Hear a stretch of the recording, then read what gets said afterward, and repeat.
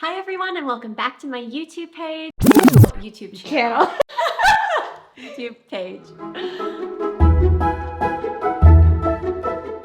Hi everyone, welcome back to my channel. If you're new here, my name's Mandy Davis. I'm a former school principal turned homeschool mom. And today I'm so excited because I have all of your FAQs you've been sending me through Instagram, and we're going to get those addressed today. If you haven't already, be sure to subscribe to my channel so you get all of the updates when a new video is released. And let's get to it. Why did you decide to homeschool? Well, for our family, it was a decision. It was actually two decisions. First, I decided to leave my career and role as school principal and ultimately pull my children out of school at that same time. But I do list that as an active choice. That was a big choice for us. We didn't feel like the school system was a fit for our family. And with everything happening in schools today and being a part of the inside where you see, that red tape, that red bureaucratic tape all over the schools and what's happening today, it was an active choice to not have our children a part of that environment. And then the second active choice we made was that homeschooling would be that life-giving advantage that we would choose. And I think for us, it was just knowing that it would be a great fit for our family, a great way to build our home culture and raise our children in the learning environment that we saw most fit for them. How do you structure your homeschooling day? Well, I can tell you, I started out doing this all wrong. I started out with an amazing planner, all the stickers, all the pens, and I outlined every hour what we were going to be doing. And let me tell you, I have never in my life more so felt like I was failing hour after hour. Life happens, and the beauty of homeschooling is just that natural flow. So in our home, we really don't have a set schedule. Now I have set routines, and really most of them revolve around eating. We have a set breakfast family time we all do together, family devotions together, a lunchtime all together, and of course the kids know when the snack times and the dinner is. But aside from that, we keep those routines so our kids know what to expect as a part of their daily flow. And then I have an outline that I go over with each child on Monday as to what their week is going to look like and what we're hoping to accomplish by Friday. But that can look different every week. Some days we wake up and we're just really excited to jump back into it and the lessons flow and everything's working, and we will crush through 1 to 2 full lessons. Other days, we wake up and it's just not working. Something happens. My little guy, who's almost 2 now, has a meltdown, or he needs me, or maybe something is going on in the community that we really want to be a part of instead of doing our schoolwork that day. So I just really encourage, set up a routine that makes sense for living life and then fit learning into that. The homeschool day is nowhere near as long as the traditional classroom learning environment day. So with that, that's part of the beauty of why we chose homeschooling, that we can not have such a strict schedule and not feel like we're working to meet a rigid schedule every day. How long should I homeschool each day? This is such a popular question. The Illinois State Board of Education recently came out with a model that many homeschool moms are starting to depend on and reflect on more and more, that really is a fit for the modern homeschool schedule. If you look at the model itself, you'll notice that K through 5 for homeschooling, you are anywhere between 1 hour to 2 hours a day max. Also important on this model is the attention span of children. And I think that's really important to talk about because it also highlights why we're able to do so much work in such a small time frame, as well as why larger time frames would actually be more detrimental to our children's learning. So you'll notice, and a good cheat for this is to know however old your child is, take their age plus 1 minute. And that is their focused attention span. So if you have a 5-year-old, then their focused attention span is 5 plus 1, 6 total minutes. What does this mean? This does not mean that a lesson in your homeschool day should only be a max of 6 minutes. This means that your 5-year-old is able to have focused and non-distracted attention to the monotonous for that amount of time. So it keeps us remembering as parents the importance of multisensory learning, hands-on learning, active learning, outside time, and bringing in all these different creative factors into lessons every day.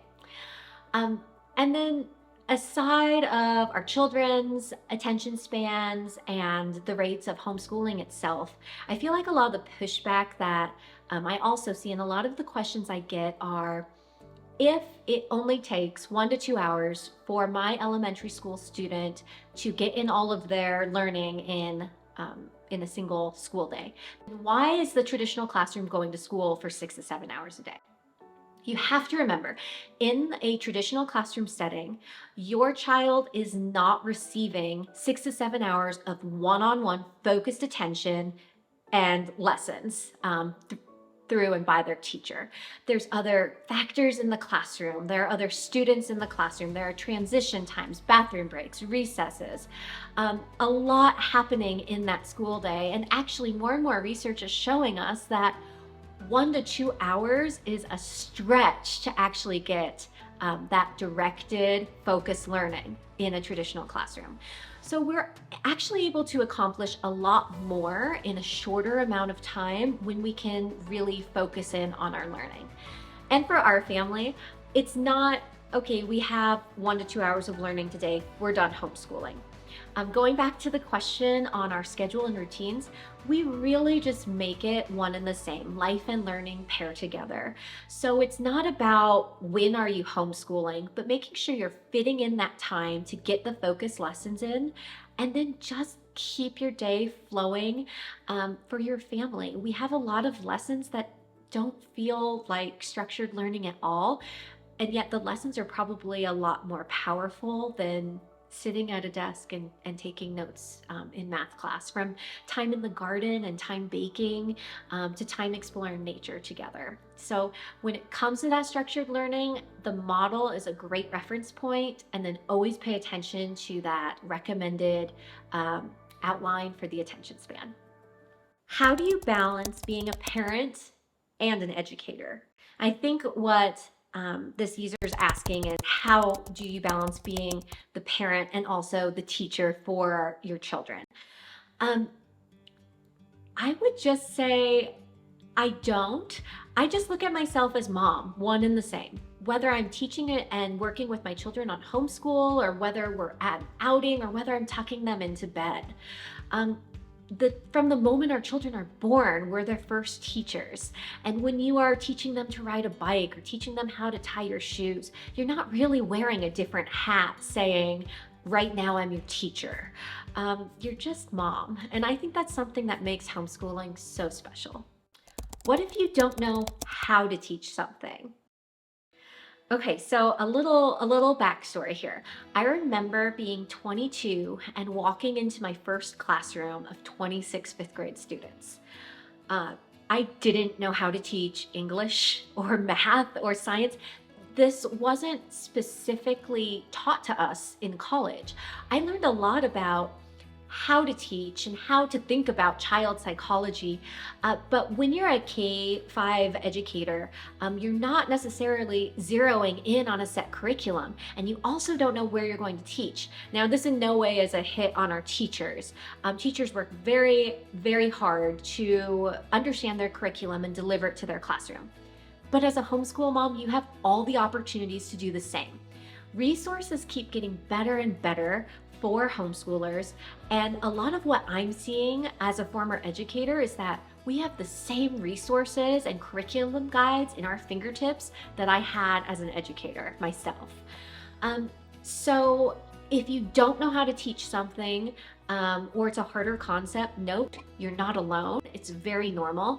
And while there's trepidation there, there's also just a great path of learning it yourself, or remembering that our job as the guides to our children's learning is not to know everything, but to be able to teach them problem-solving skills and develop those ourselves into where we can look when we don't know an answer.